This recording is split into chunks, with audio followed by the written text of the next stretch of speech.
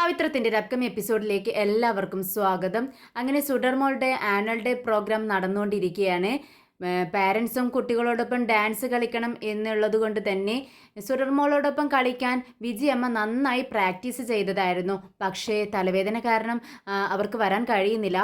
വളരെ വിഷമിച്ചുകൊണ്ട് റോഡിലേക്ക് നോക്കിക്കൊണ്ടിരിക്കുകയാണ് നമ്മുടെ സുഡർമോള്. അമ്മയ്ക്ക് വരാൻ പറ്റില്ല എന്ന് പറഞ്ഞതും വീട്ടിലേക്ക് പോവാനായി തയ്യാറായി നിൽക്കുന്ന സമയത്താണ് അങ്ങോട്ടേക്ക് നമ്മുടെ വിക്രമും കൂട്ടുകാരും വരുന്നത്.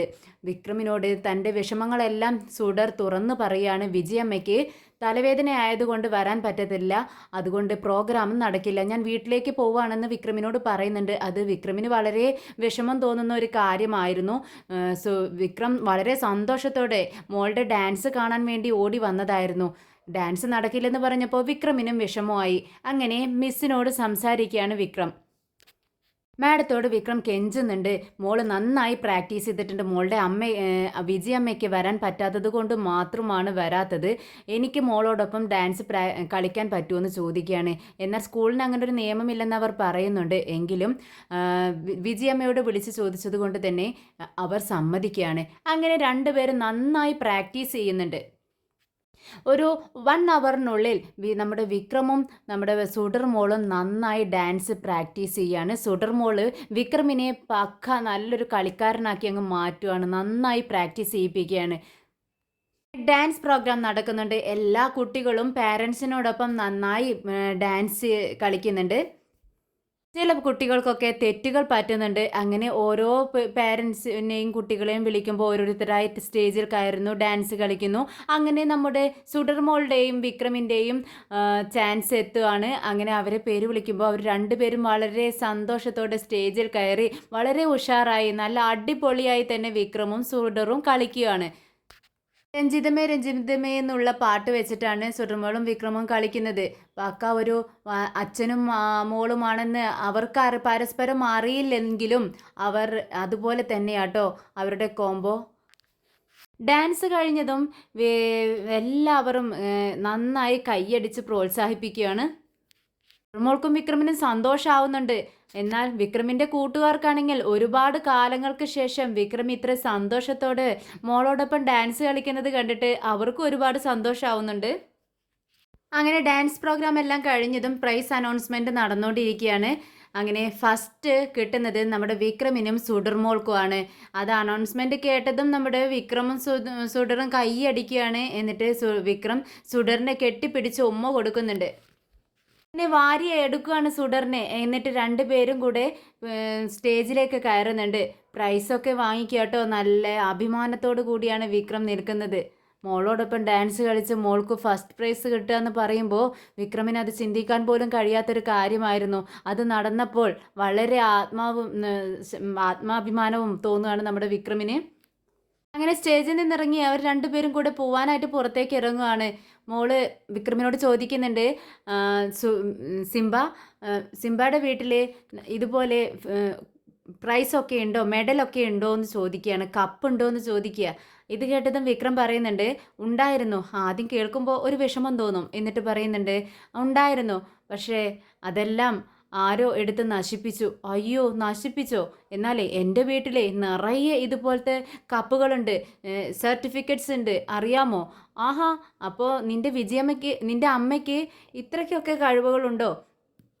നീയും അത്ര മിടുക്കിക്കുട്ടിയാണോ എന്ന് ചോദിക്കുമ്പോൾ, അയ്യോ, എൻ്റേതല്ല സിംബ, എൻ്റെ അമ്മയുടേത് മാത്രമായിട്ടുള്ള എല്ലാ കപ്പുകളും എൻ്റെ അമ്മയുടേത് മാത്രമാണ്. അമ്മ നന്നായി പഠിക്കുകയും ഒക്കെ ചെയ്യുമായിരുന്നു. അതുകൊണ്ടാണ് അമ്മയ്ക്ക് ഇത്രയും ട്രോഫികൾ. ഷോക്കേഴ്സിൽ നിറയെ അമ്മയുടെ ട്രോഫികളാ എന്ന് പറയുമ്പോൾ വിക്രം പറയുന്നുണ്ട്, എങ്കിൽ ശരി, നീ അക്കൂട്ടത്തെ നിൻ്റെ ട്രോഫി കൂടി വെക്ക്, നന്നായിരിക്കും എന്ന് പറയുകയാണ്. എന്നാൽ മോള് സമ്മതിക്കുന്നില്ല. സുഡർ പറയുന്നുണ്ട്, വേണ്ട സിംബ, ഇത് സിംബ കൊണ്ടുപോയിക്കോ. സിംബാൻ്റെ വീട്ടിൽ ഒന്നുപോലും ഇല്ലെന്നല്ലേ പറഞ്ഞത്. ഇത് രണ്ടും, ഈ സർട്ടിഫിക്കറ്റും ഈ കപ്പും രണ്ടും നീ കൊണ്ടുപോയിക്കോ. എന്നിട്ട് നിൻ്റെ വീട്ടിൽ വെക്ക്. കാണുമ്പോൾ എന്നെ നിനക്ക് ഓർമ്മ വരുമല്ലോ എന്ന് പറഞ്ഞുകൊണ്ട് വണ്ടിയിലേക്ക് കയറി പോവുകയാണ് മോള്. അപ്പോഴേക്കും മോളെ കൊണ്ടുപോകാനായി അവിടെ നിന്നും വിജി വണ്ടി അയച്ചിട്ടുണ്ടാവും. അതിൽ കയറി മോള് പോകുന്നുണ്ട്. അങ്ങനെ വിക്രമും കൂട്ടുകാരും വീട്ടിലേക്ക് കയറി വരുന്നു. കൺമണി ഇവരെയും കാത്തുകൊണ്ട് അവിടെ ഇരിക്കുകയാണ്. പെട്ടെന്ന് ഓടി വരുവാണ് രാജേട്ടൻ. കയ്യിലൊരു കപ്പ് കാണിച്ചുകൊണ്ട്, പ്രൈസ് കിട്ടിയ കപ്പ് കാണിച്ചുകൊണ്ട് ഉയർത്തി പിടിക്കുകയാണ് രാജേട്ടൻ. എന്നിട്ട് പോയി കൺമണിയോട് പറയുന്നുണ്ട്, കൺമണി നീ ഇത് കണ്ടോ, വിക്രം മോളും ഡാൻസ് കളിച്ച് കിട്ടിയ പ്രൈസാണ്, സ്കൂളിൽ നിന്നും കിട്ടിയ പ്രൈസ് എന്ന് പറഞ്ഞുകൊണ്ട് കാണിച്ചു കൊടുക്കുന്നുണ്ട്. ഉടനെ കൺമണി പെട്ടെന്ന് എഴുന്നേറ്റ് ചോദിക്കുന്നുണ്ട്, എന്ത്, വിക്രമിനും മോൾക്കും സ്കൂളിൽ നിന്ന് കിട്ടിയ കപ്പാണെന്നോ? അതെന്ത് പറ്റി? മോളോടൊപ്പം കളിച്ചിരുന്നത് നമ്മുടെ വിജയമ്മയാണെന്നല്ലേ പറഞ്ഞിരുന്നത്? ഇത് കേട്ടതും അനിയൻകുട്ടൻ പറയുന്നുണ്ട്, അങ്ങനെയാണ് പറഞ്ഞത്, പക്ഷേ വിജയമ്മയ്ക്ക് തലവേദന ആയതുകൊണ്ട് വരാൻ കഴിഞ്ഞില്ല. അതുകൊണ്ട് എച്ച് പ്രത്യേകം സ്പെഷ്യൽ പെർമിഷൻ എടുത്ത് നമ്മുടെ വിക്രം മോളോടൊപ്പം കളിച്ചു. ഉടനെ തന്നെ കൺമണിയുടെ അച്ഛൻ ചോദിക്കുന്നുണ്ട്, അതെങ്ങനെ പറ്റും? ഫസ്റ്റൊക്കെ കിട്ടണമെങ്കിൽ നന്നായി കളിക്കണ്ടേ?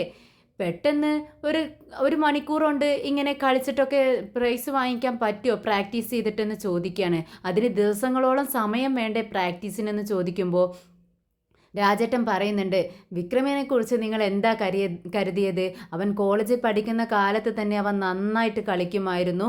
അതുകൊണ്ട് തന്നെ ഒരു 1 അവർ മാത്രമേ വേണ്ടി വന്നുള്ളൂ അവനക്ക് നന്നായി പ്രാക്ടീസ് ചെയ്യാൻ.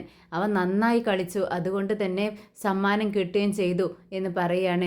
എന്തായാലും അവൻ്റെ മുത്തശ്ശിയൊക്കെ പറഞ്ഞു കേട്ടിട്ടുണ്ട്, സ്കൂളിൽ അവൻ കളിച്ചിരുന്ന എല്ലാ പ്രോഗ്രാമിനും, പങ്കെടുത്ത എല്ലാ പ്രോഗ്രാമിനും ഫസ്റ്റ് പ്രൈസ് മേടിക്കുമെന്ന്.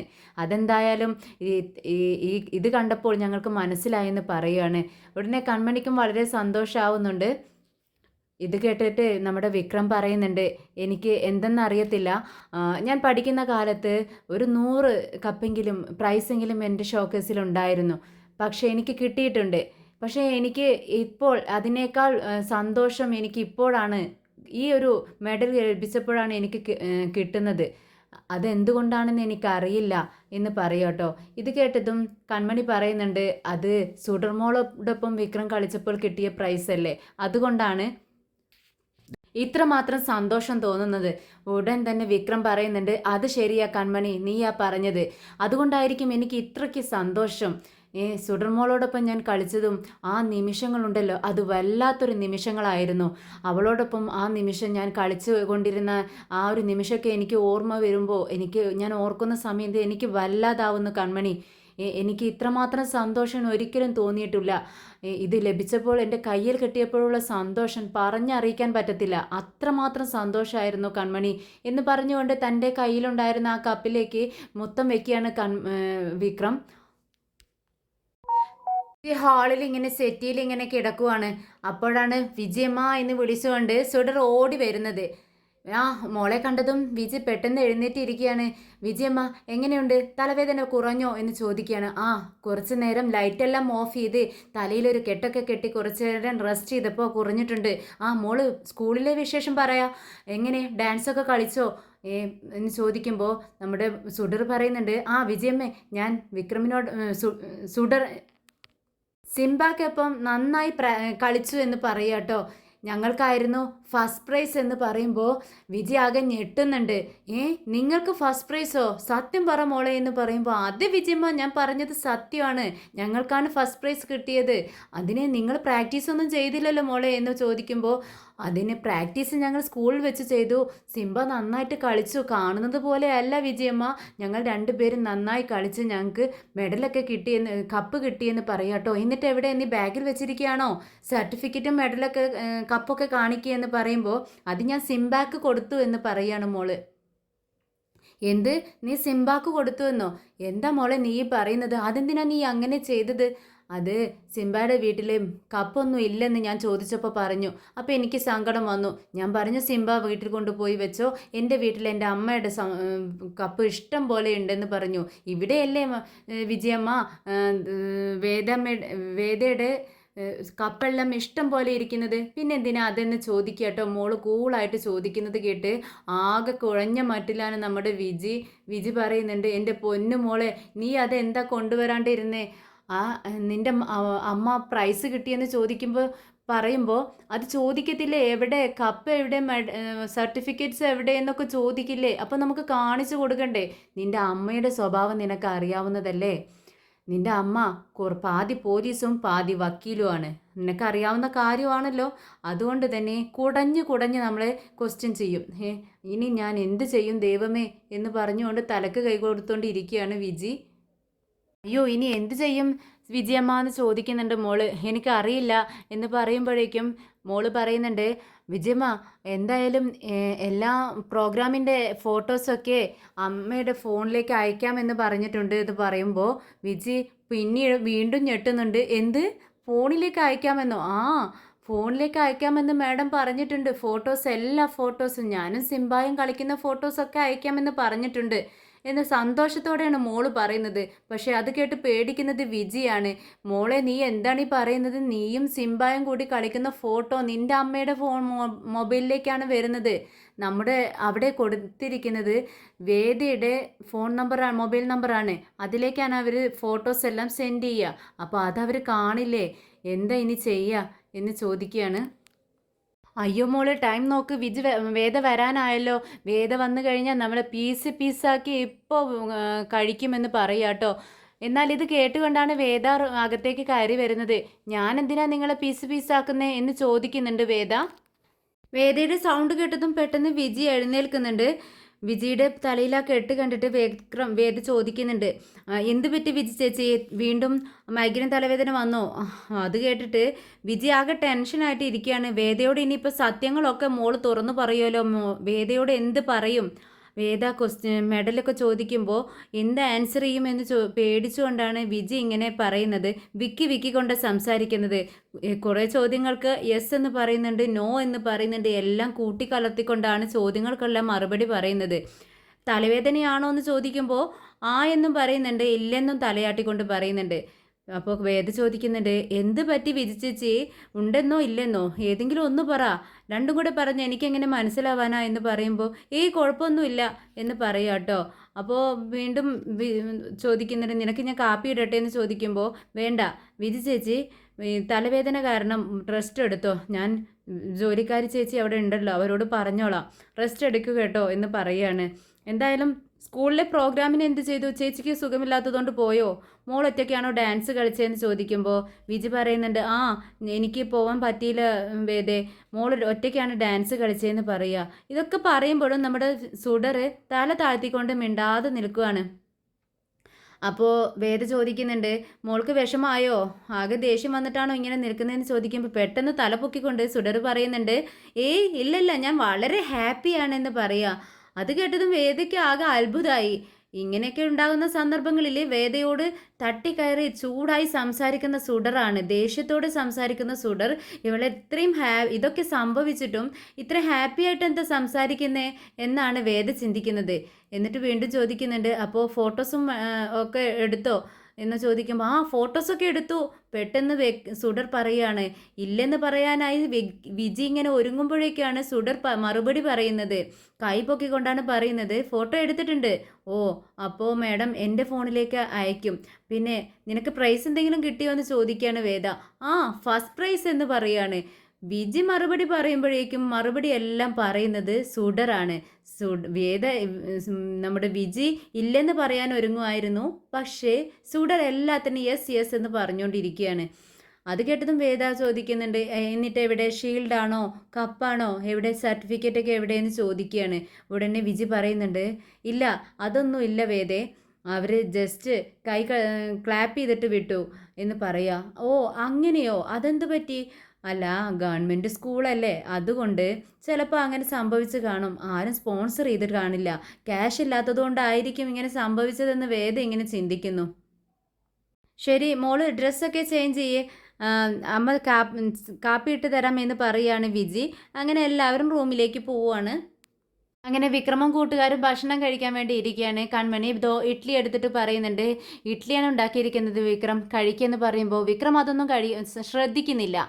രാജേട്ടനോട് ചോദിക്കുന്നുണ്ട്, എവിടെ എൻ്റെ ബോട്ടിൽ എവിടെ? എനിക്ക് തല ഒരുമാതിരി വേദന പോലെയൊക്കെ തോന്നുന്നു, പിരിമുറുക്കം, അത് മാറാനായിട്ടാണ് ഞാൻ എൻ്റെ ബോട്ടിൽ എവിടെ എടുത്തുകൊണ്ട് വാ എന്ന് പറയുകയാണ്. ഉടനെ തന്നെ അനിയൻകുട്ടൻ പറയുന്നുണ്ട്, ഓഹോ വിക്രമേട്ടനൊന്നും ഓർമ്മയില്ലേ, രാത്രി മുഴുവൻ കുടിച്ചുകൊണ്ടിരിക്കുകയായിരുന്നല്ലോ, എന്നിട്ട് ഇപ്പോൾ ബോട്ടിൽ എവിടെയെന്നില്ലേ, ഫുള്ള് കഴിച്ചോ? ഇന്നലെ രാത്രി തന്നെ കഴിച്ചിരിക്കുന്നു, ഇനിയും മേടിച്ചിട്ട് വേണം. അപ്പോൾ രാജേട്ടൻ പറയുന്നുണ്ട്, ശരി നമുക്ക് മേടിക്കാം, പോണ വഴിക്ക് മേടിച്ച് കഴിച്ചോ നീ. പക്ഷേ ഇപ്പം നീ 4 ഇഡ്ഡലി കഴിക്കാൻ നോക്ക്, വയറിലെന്തെങ്കിലും പെടട്ടെ. ഭക്ഷണം കഴിക്കാതെയല്ലേ എന്നും പോവാറെന്ന് പറയുമ്പോൾ വിക്രം പറയുന്നുണ്ട്, ഇല്ല എനിക്ക് വേണ്ട, എനിക്ക് ഇഡ്ഡലി ഒട്ടും ഇഷ്ടമല്ല എന്ന് പറയാം കേട്ടോ. അപ്പോഴേക്കും കൺമണി ചപ്പാത്തി എടുത്തുകൊണ്ട് വരുവാണ്. എന്നാ ഇഡ്ഡലി ഇഷ്ടമല്ലെങ്കിൽ നീ ഇത് കഴിക്ക്. അത് കണ്ടതും നമ്മുടെ അനിയൻകുട്ടനും രാജേട്ടനും ഒന്നും പിടിക്കുന്നില്ല. അവർ പറയുന്നുണ്ട്, ഓഹോ അപ്പം കൺമണി നീ അവനക്ക് ചപ്പാത്തിയും ഞങ്ങൾക്ക് ഇഡ്ഡലിയും അല്ലേ, എന്നും ഞങ്ങൾക്ക് ഇഡ്ഡലിയും ദോശയൊക്കെ തന്നെ. നീ അപ്പോൾ വിക്രമിന് സ്പെഷ്യൽ ഉണ്ടാക്കി കൊടുക്കുന്നുണ്ട് അല്ലേ എന്ന് ചോദിക്കുക കേട്ടോ. എന്നാൽ കൺമണിയുടെ അച്ഛൻ വിളിച്ച് പറയുന്നുണ്ട്, അതെ നിങ്ങളാരും പരിഭവം വിചാരിക്കേണ്ട, അത് അവൾ എനിക്ക് ഉണ്ടാക്കിയതാണ്.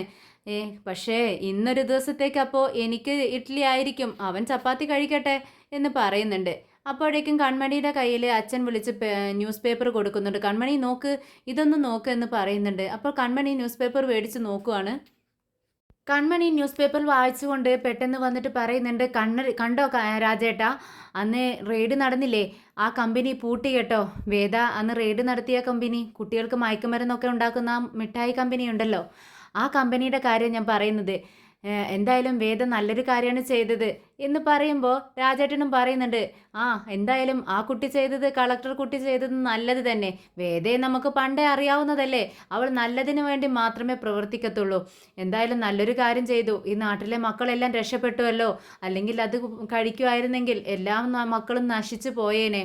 അല്ല, അവളുടെ കഴിവിനെക്കുറിച്ച് നമുക്ക് അറിയാവുന്നതല്ലേ, നമ്മുടെ വിക്രമിനെ എങ്ങനെ മാറ്റിയെടുത്തതാ അവൾ എന്ന് പറയുമ്പോൾ വിക്രമിന് ദേഷ്യം വരുന്നുണ്ട്. മിണ്ടിപ്പോകരുത്, അവളുടെ കാര്യം നല്ലവളാണ് പോലും.